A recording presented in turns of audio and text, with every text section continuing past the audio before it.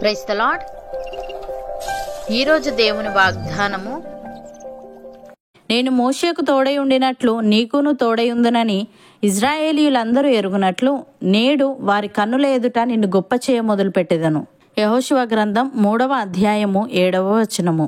సహోదరి సహోదరులారా, మోషే మరణించిన తర్వాత యెహోషువ ఇజ్రాయేలీయుల నాయకుడిగా నియమించబడ్డాడు. ఇది చాలా బాధ్యతతో కూడిన స్థానం.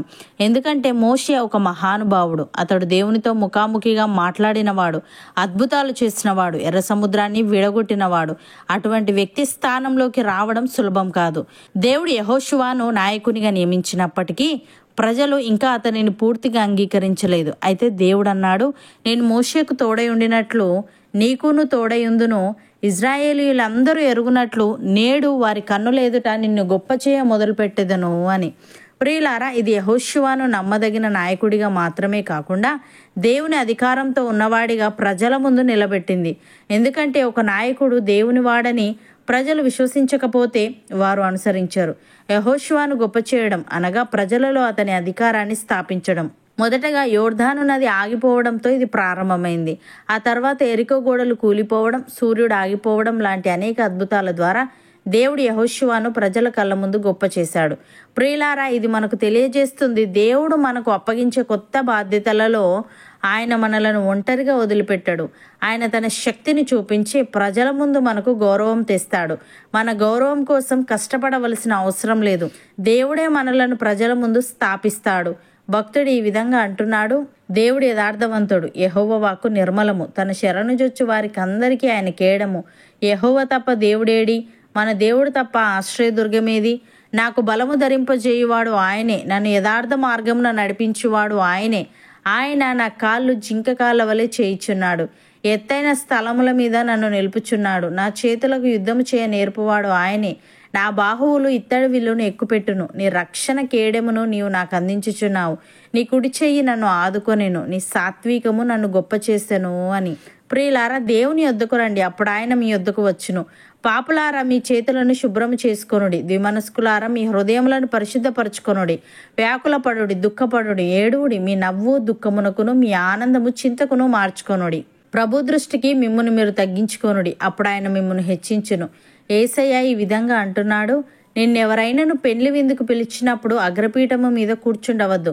ఒకవేళ నీకంటే గనుడు అతని చేత పిలువబడగా నిన్నును అతనిని పిలిచినవాడు వచ్చి ఇతనికి చోటిమ్మని నీతో చెప్పును. అప్పుడు నీవు సిగ్గుపడి కడపటి చోటున కూర్చుండ సాగుదువు. అయితే నీవు పిలువబడినప్పుడు నిన్ను పిలిచినవాడు వచ్చి, స్నేహితుడా, పై చోటికి పొమ్మని నీతో చెప్పులాగున నీవు పోయి కడపటి చోటున కూర్చుండుము. అప్పుడు నీతో కూడా కూర్చుండు వారందరి ఎదుట నీకు ఘనత కలుగును. తను తాను హెచ్చించుకొను ప్రతివాడును తగ్గింపబడును, తను తాను తగ్గించుకొని వాడు హెచ్చింపబడును అని. ప్రియులారా, యేసుక్రీస్తు మనుష్యుల పోలికగా పుట్టి దాసుని స్వరూపమును ధరించుకొని తన్ను తానే రిక్తునిగా చేసుకొనెను. మరియు ఆయన ఆకారమందు మనుష్యుడిగా కనబడి మరణము పొందునంతగా అనగా శిలువ మరణము పొందునంతగా విధేయత చూపిన వాడై తన్ను తాను తగ్గించుకొనెను.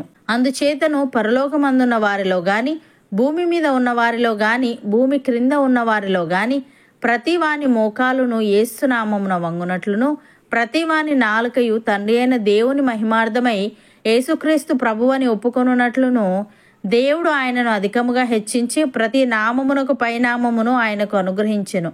అపోస్తలుడైన పౌలు ఈ విధంగా అంటున్నాడు, యేసుక్రీస్తు నిరంతరము ఉన్నవాడు గనుక మార్పులేని యాజకత్వము కలిగిన వాడాయను. ఈయన తన ద్వారా దేవుని యొద్దకు వచ్చు వారి పక్షమున విజ్ఞాపనము చేయుటకు నిరంతరము జీవించుచున్నాడు గనుక వారిని సంపూర్ణముగా రక్షించుటకు శక్తిమంతుడై ఉన్నాడు.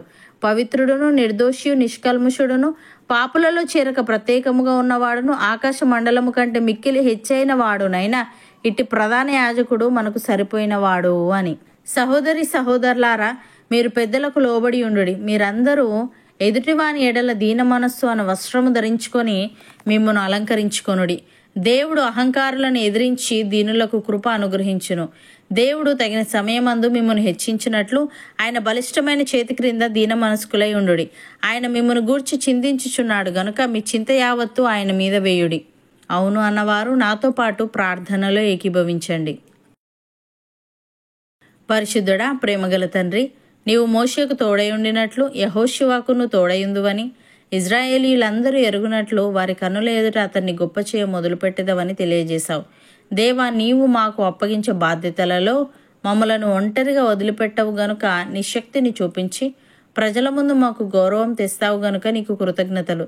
తండ్రి, మేము నీ యొద్దకు వచ్చి మా చేతులను శుభ్రం చేసుకొని మా హృదయములను పరిశుద్ధపరచుకొని మా నవ్వు దుఃఖమునకును మా ఆనందము చింతకును మార్చుకొని నీ దృష్టికి మమ్మను మేము తగ్గించుకునే వారంగా ఉండుటకు సహాయము దయచేయమని నీవు మమ్మను గూర్చి చింతించుచున్నావు గనుక మా చింత యావత్తు నీ మీద వేసి నీ చేతి క్రింద దీన మనస్కులమై ఉండుటకు కృపచూపమని నీ శరణు జొచ్చిన మాకు కేడముగా ఉండి మాలో ప్రతి ఒక్కరిని సంపూర్ణముగా నీవే రక్షించమని యేసుక్రీస్తు నామమున ప్రార్థిస్తున్నాము తండ్రి. ఆమెన్.